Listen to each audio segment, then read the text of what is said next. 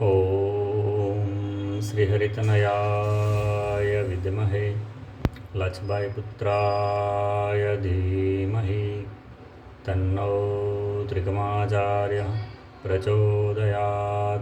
ઓમ ઓમ શ્રી સદગુરુ પરમાત્મને નમઃ.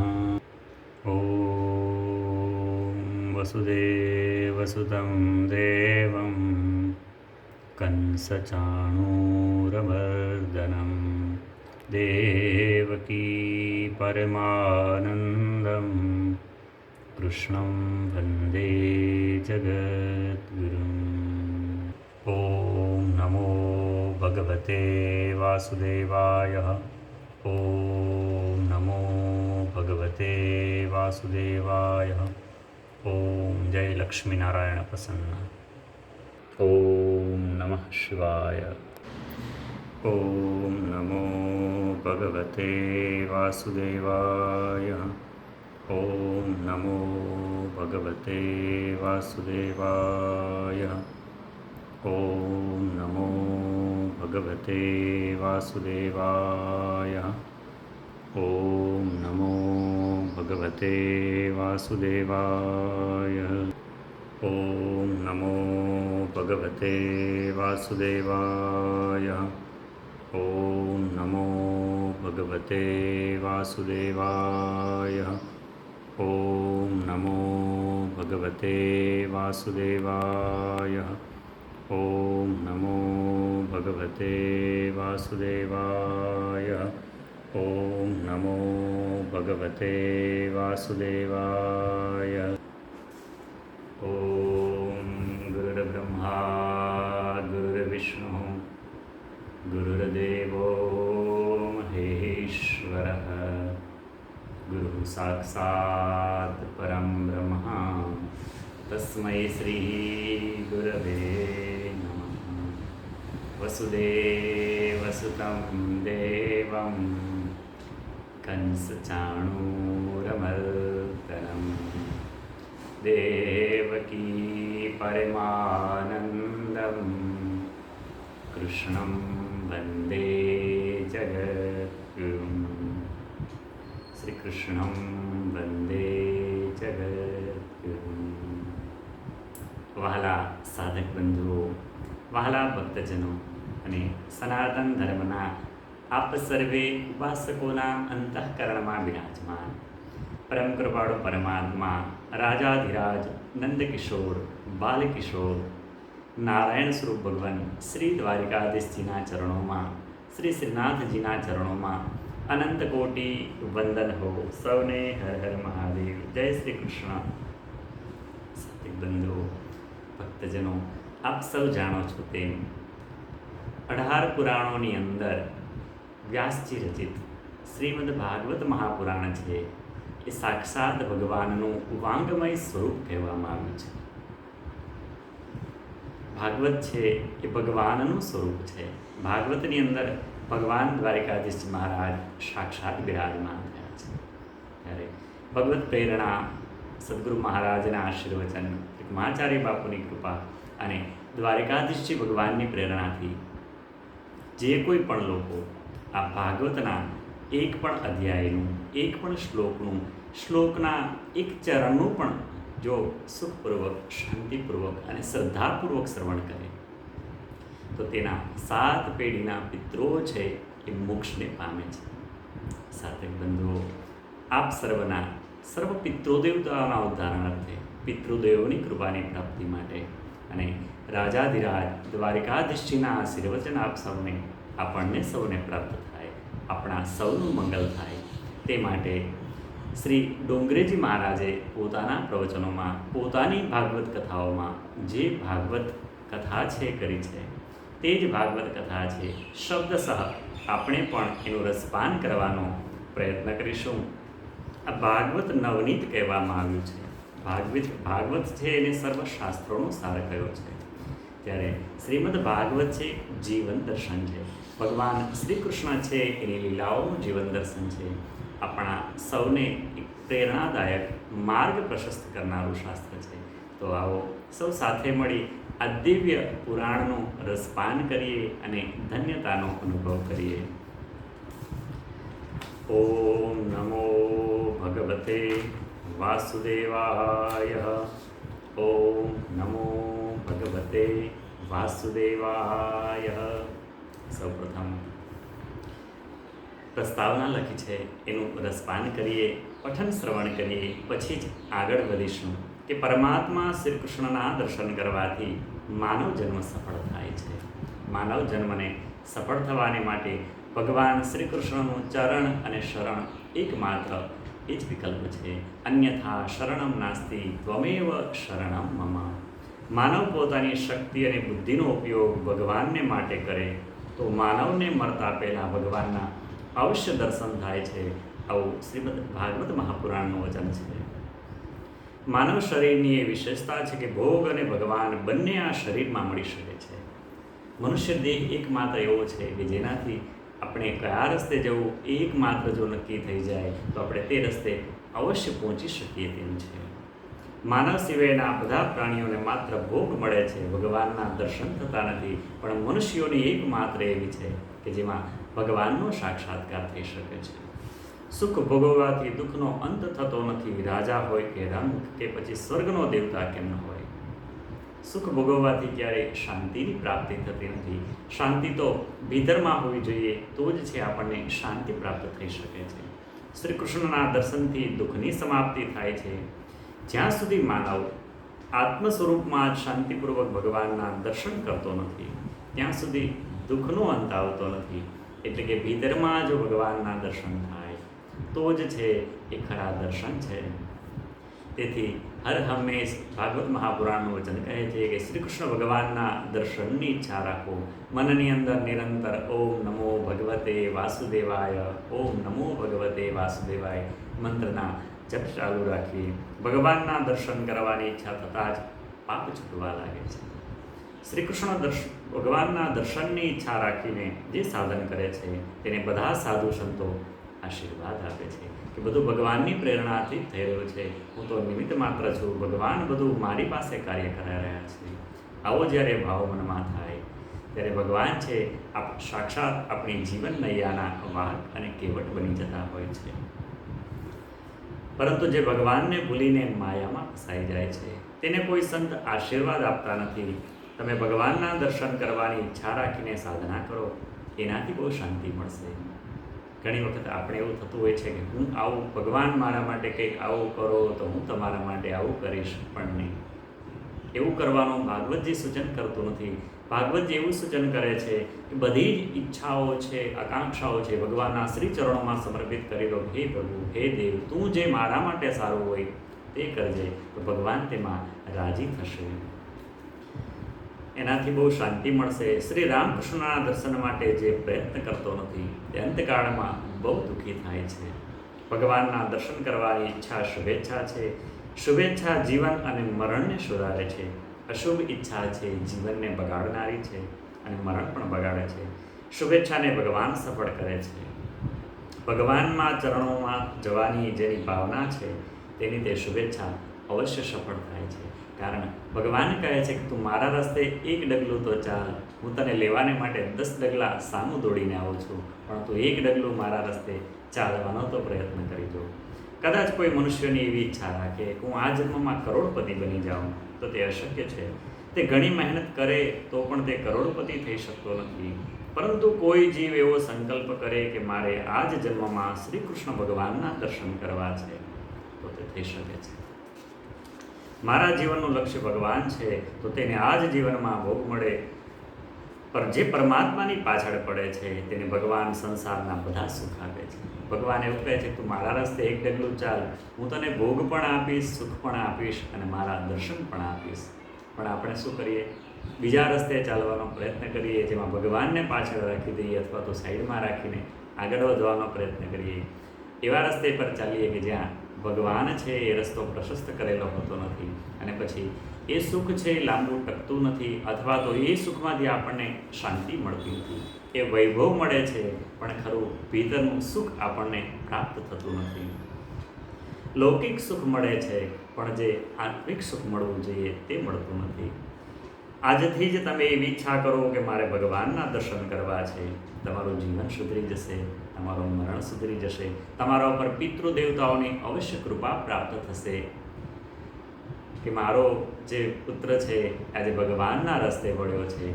આપણા ઉપર સર્વ સંતો દેવોના આશીર્વચનો પ્રાપ્ત થશે.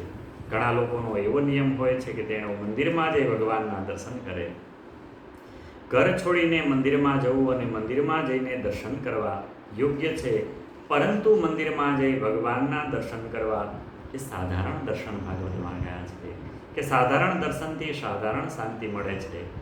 ઘણા લોકો મંદિરમાં ભગવાનના દર્શન કરવાને માટે જાય છે, પરંતુ મંદિરની બહાર નીકળતાની સાથે જ એમની વૃત્તિઓ બદલી જતી હોય છે. ડોંગરેજી મહારાજ છે પોતાના ભાગવત પ્રવચનોમાં ભાગવત નવનીતમાં કહે છે કે ઘરે બેસા શાંતિપૂર્વક ઘરમાં જે ભગવાન જે ઇષ્ટને માનતા હોય તેની સાથે એકદમ તાદાત્મ્ય કેળવો, જેથી કરી બધી જ વૃત્તિઓ છે તેનું શમન થવા લાગશે અને ભગવાનની નજીક આપણું સામીપ્ય છે રોજનું રોજ વધવા લાગશે. ક્યારેક તો મંદિરમાં ભગવાનના દર્શન કરતા હોય ત્યારે કેટલાક લોકોને ક્રોધ પણ આવી જતો હોય છે, કારણ મને પેલો પાછળવાળાએ ધક્કો માર્યો છે, હવે મારી અંદર કોઈ એવો ભાવ આવી ગયો છે, ક્રોધ, ગુસ્સાનો, નફરતનો ભાવ આવી ગયો છે. તો ભગવાનનો આ રસ્તો છે સીધો અને સરળ રસ્તો છે, જ્યાં ફક્ત પ્રેમ પ્રેમ અને પ્રેમ જ છે, ત્યાં ઘૃણા નફરતને કોઈ સ્થાન નથી. આના પરથી સિદ્ધ થાય છે કે ભગવાનના દર્શન કરવા એ સાધારણ દર્શન છે, મંદિરમાં જઈને દર્શન કરવા એ સાધારણ દર્શન છે. ત્યારે ડોંગરેજી મહારાજ કહે છે કે ભીતરની અંદર જ આંખો બંધ કરી લો. આ શરીર છે એક મંદિર છે. આંખો બંધ કરી ઓમ નમો ભગવતે વાસુદેવાય, ઓમ નમઃ શિવાય, જય શ્રી કૃષ્ણ મંત્ર જાપ કરવા લાગો. આ મંદિરની અંદર જ જો ભગવાનના દર્શન થવા લાગશે તો કોઈની કોઈ પ્રકારે આપણને હેરાનગતિ નહીં રહે અને સીધો કોન્ટેક આપણો ભગવાનની સાથે થવા લાગશે. ભક્તોની દ્રષ્ટિ જ્યાં પણ જાય છે ત્યાં તેમને ભગવાનના જ દર્શન થાય છે. ભાવનાથી ભગવાન દેખાય છે. કોઈના શરીરને શું કામ જુઓ છો? કોઈના દેહને જુએ છે તેને દેવના દર્શન કદી થતા નથી. ડોંગરેજી મહારાજ કહે છે કે દેહને નથી જોવાનો, પણ દેહની અંદર જે હૃદય કમળમાં પરમાત્મા બિરાજમાન છે તેના દર્શન કરવાના છે. નર છે એ જ નારાયણ છે. નરની અંદર નારાયણના દર્શન કરવાની જ્યારે દ્રષ્ટિ મળશે ત્યારે ભગવાન છે આપણાથી દૂર નહીં હોય. સર્વત્ર છે ભગવાનની જ લીલાઓ આપણને જોવા મળશે. માનવ શરીરમાં ભગવાન ન હોય તો માણસ બોલી શકતો નથી. બોલવાની શક્તિ ભગવાન આપે છે, આંખોથી જોવાની શક્તિ ભગવાન આપે છે, કર્ણમાં શ્રવણની શક્તિ છે ભગવાન આપે છે. મનુષ્ય જીવ ભગવાન શક્તિ ના આપે તો મનુષ્ય જીવ હોવા છતાં જ મૂંગો છે. આ બધી શક્તિઓ દેખાતી નથી, પણ આ બધા અંગો પર ભગવાનની કૃપા રહેલી છે. ભગવાનની કૃપા ન હોય તો આપણે આપણી પાપણ પણ ઉચકી શકતા નથી, પણ આપણે ક્યારેય એ બાબતનો વિચાર કરતા નથી કે મારા ઉપર ભગવાને કેટલી કૃપા કરી છે. 24 કલાકમાં હું ભગવાનનું કેટલું રટણ કરું છું, કેટલા મંત્રના જપ કરું છું. કહે છે કે આંખ હોવા છતાં આંધળો અને કાન હોવા છતાં એ બહેરો જ રહેશે. સર્વને ભગવત ભાવે જુઓ. જગતમાં સ્ત્રી પુરુષોમાં જે ભગવાનના દર્શન કરે છે તેને બહુ શાંતિ મળે છે. સનાતન ધર્મ તો એવું પણ કહે છે કે પશુ પક્ષીઓ અરે જીવ માત્રમાં કણ કણમાં ભગવાનનો વાસ છે. આવું છે એ દૃષ્ટિ કેળવવાની ભાગવત વાત કરે છે. તમને થાય છે કે ફૂલ પર પગ મૂકવાથી પાપ લાગશે, ફૂલમાં ભગવાનના દર્શન ક્યાં થાય છે? પરંતુ બુદ્ધિ કહે છે કે ફૂલમાં જે સુગંધ છે તે ભગવાનનું સ્વરૂપ છે. આવી દૃષ્ટિ કેળવવાની ભાગવતજી આપણને વાત કરે છે કે પૃથ્વી પરમાત્માની શક્તિ છે. પ્રાતઃકાળે ઉગતાની સાથે ધરતી માતાને વંદન કરીએ કે હે માતા, હું તારા ઉપર આખો દિવસ આમ તેમ ફર્યા કરીશ, દોડ્યા કરીશ, તો હે માતા મને માફ કરજે. પૃથ્વીના સ્વામી પરમાત્મા નારાયણ છે. પૃથ્વીમાં ગંધ રૂપે ભગવાનની સત્તા છે. પાણીમાં જે મીઠાશ છે, જે શીતળતા છે તે ભગવાનનું સ્વરૂપ કહ્યું છે. વેદોમાં વર્ણન છે કે રસો વૈ સહ, અતિ મધુર રસ જ ભગવાન છે. પાણીમાં પરમાત્માની સત્તા છે. પાણીનો અનાદર કરશો નહીં. ભાગવતની અંદર ડોંગરેજી મહારાજ કહે છે કે પાણીનો વ્યય કરવો એ પણ પરમાત્માનું અપમાન કર્યું છે.